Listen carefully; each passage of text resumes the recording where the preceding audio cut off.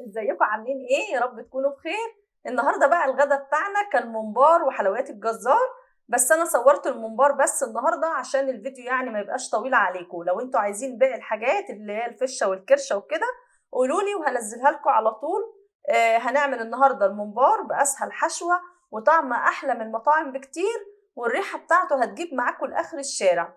حطوا بقى لايك لو الفيديو عجبكم، ولو انتوا مش مشتركين اشتركوا وفعلوا جرس كل عشان تشوفوا معايا كل الوصفات اللي بننزلها كده اول باول على القناة.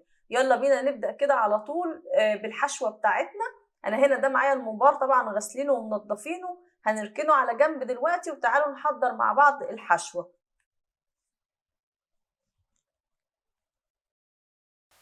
النهارده بقى هنعمل الحشوة على البارد من غير ما اكون مسبكاها يعني. سريعة كده وخفيفة. هكون غسلة الرز وهنزله كده في الطبق اللي عندي. تمام. وبعد كده بقى بكون بشرع 3 بصلات كده كبار، هنزلهم كده على الرز اللي عندي.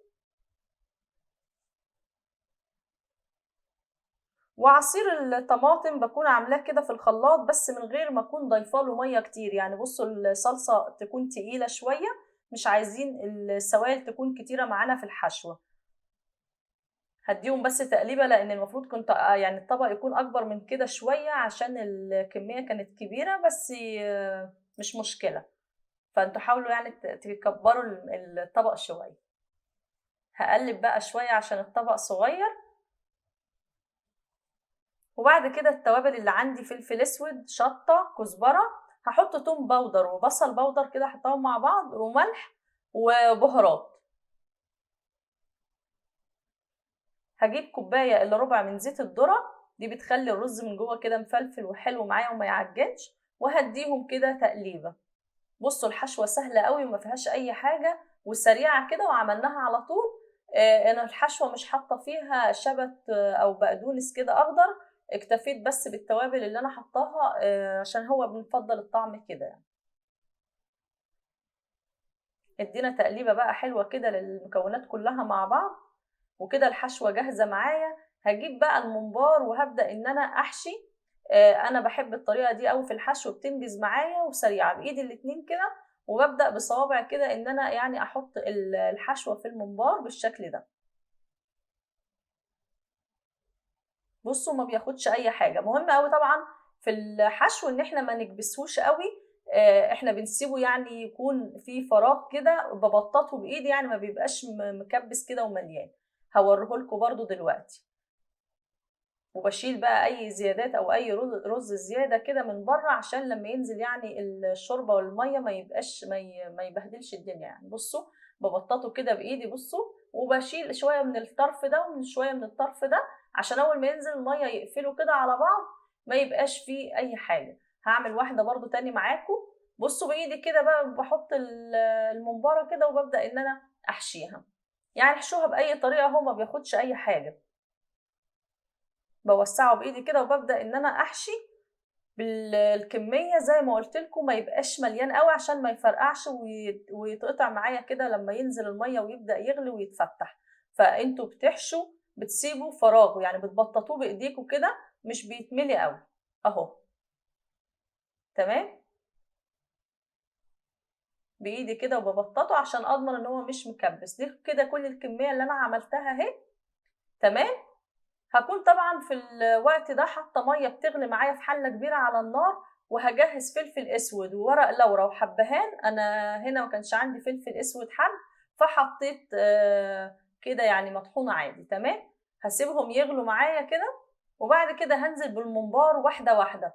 مش هننزل الممبار كله مره واحده عشان اول ما ينزل الميه يقفل معايا.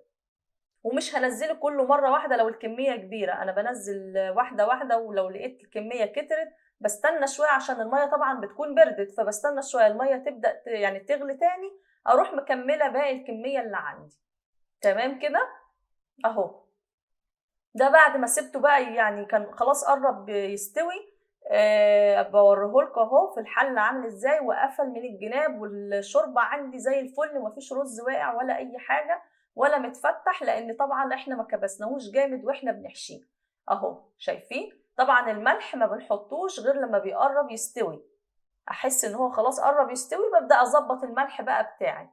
تمام. انا هنا ما كنت يعني الكاميرا ما جابتش الملح، انا كنت حاطه معلقه ملح. هجيب بقى طاسه كده وهحط فيها يعني شويه زيت كده حلوين، وعليهم نص معلقه كده من السمنه، عشان ده اللي هنحمر فيه الممبار بتاعنا.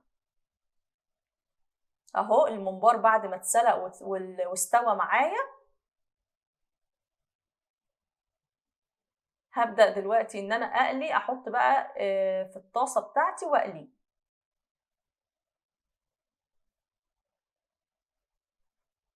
خلوا بالكم طبعا عشان الممبار الزيت بيطير وكده، فبالراحة كده وبننزله بالراحة، وبنبدأ ان احنا نسيبه على اول ناحية كده لحد ما ياخد معايا اللون اللي احنا عايزينه، بقى غامق او فاتح زي ما انتوا حابين اللون ازاي. وبعد كده بنقلبه على طول على الناحية التانية، وما بياخدش وقت خالص. اهو هبدأ اقلبه دلوقتي، بس لقيت طبعا المعلقة السيليكون دي مش نافعة معايا، فهجيب شوكة كده وبالراحة عشان برضو الطاسة ما تتجرحش، وهبدأ ان انا اقلبه كده بالراحة واحدة واحدة. اهو كده سهل قوي. ببدأ ان انا اقلبه على كل ناحية، هو مش بياخد اي وقت.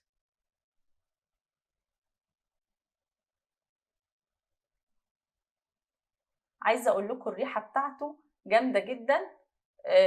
يعني بصوا تجيب لاخر الشارع معاكم، ريحته فظيعة. الحشوة سهلة وطريقته سهلة جدا، وما بياخدش وقت معانا خالص.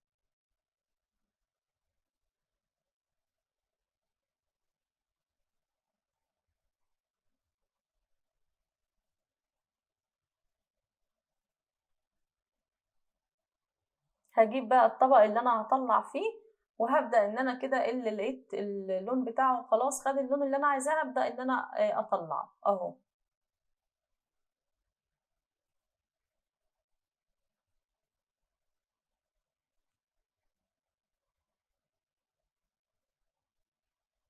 اهو شكله كده بعد ما خلاص خد اللون بتاعه.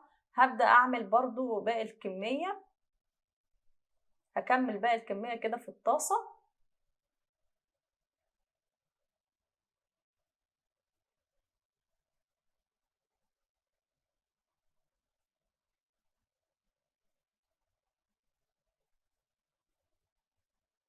بصوا بقى شكل الممبار تحفة، لونه حلو جدا وطعمه مفيش بعد كده، وما خدش معانا اي وقت خالص. تقدروا تعملوه وتجربوه بالحشوة اللي احنا عملناها النهاردة، سهلة كده وبسيطة ما فيهاش حاجة.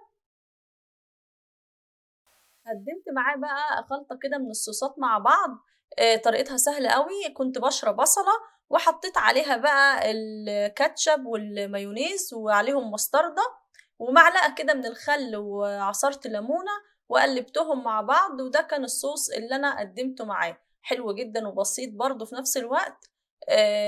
ده كان فيديو النهاردة، يا رب يكون عجبكم. باي باي.